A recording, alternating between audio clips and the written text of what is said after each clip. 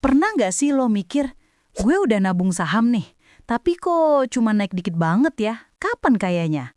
Atau sebaliknya, wah, porto gue turun 20%, panik banget, mau jual semua aja. Nah, masalahnya mungkin bukan di saham yang lo pilih, tapi di cara lo bagi-bagi duit di portofolio.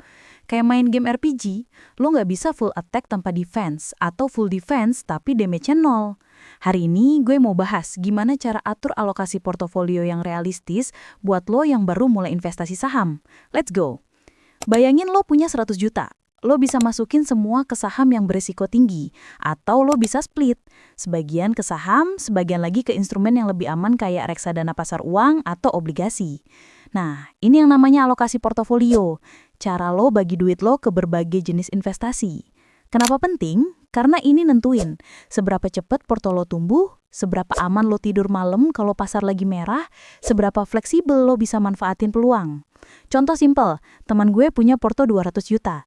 Dia bagi 40% dividen saham, 38% reksadana obligasi, 22% swing trading. Target tumbuh 15-20% setahun.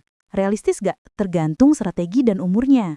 Kalau porto lo masih kecil, di bawah 100-500 juta dan masih muda, ini fase agresif. Kenapa? Karena lo masih punya active income dari kerja. Kalau rugi masih ada waktu buat balik modal. Compoundingnya baru efektif kalau returnnya gede. Contoh alokasi agresif, 70% saham, 30% reksadana pasar uang, atau bahkan lebih ekstrim, 90% saham, 10% cash kalau lo masih single, nggak ada tanggungan, dan berani ambil resiko. Tapi ingat, tetap siapin emergency fund 3-6 bulan di luar porto investasi lo. Ini bumper kalau tiba-tiba kena PHK atau ada kebutuhan mendesak. Real case. Dulu waktu porto gue masih 100 juta, gue full power swing trading. Nggak bagi-bagi dividen atau obligasi. Kenapa? Karena gue masih kerja, masih bisa top up kalau floating loss.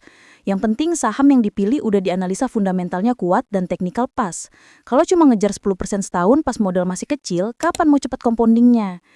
Kalau porto lo udah gede, di atas 500 juta sampai 1 miliar atau udah berumur, ini fase defensif. Fokus lu bukan lagi cari return gede, tapi jaga modal dan dapat passive income stabil. Contoh alokasi defensif, 25-30% saham dividen, ASII, BBCA, BMRI, ADI yang rutin kasih dividen 8% lebih. 40-50% reksadana atau obligasi. 20-25% swing trading kalau masih confident.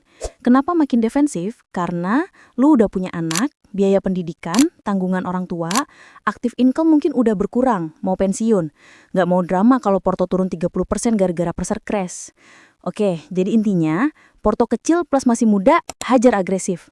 Porto gede plus udah berumur, main aman.